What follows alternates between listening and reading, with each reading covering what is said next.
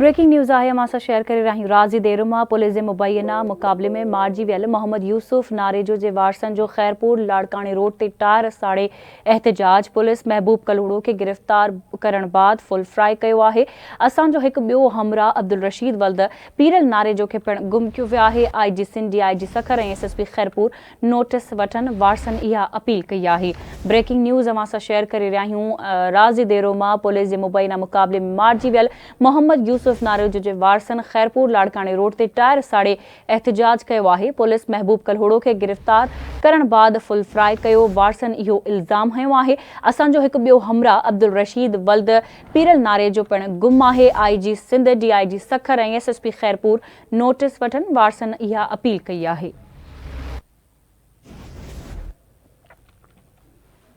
तफ़सील मालूम कंदासीं। असां सां लाइन ते मौजूदु आहे आवाज़ न्यूज़ रिपोर्टर तारिक अली सियाल जी। तारिक अली, छा तफ़सील आहिनि, आगाह कजो।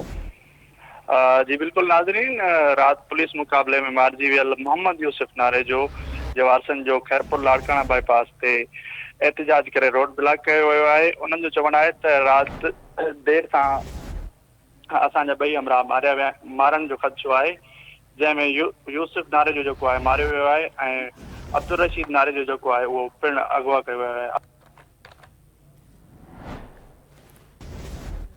ठीकु आहे तारिक, तव्हांजी महिरबानी अपडेट करण लाइ।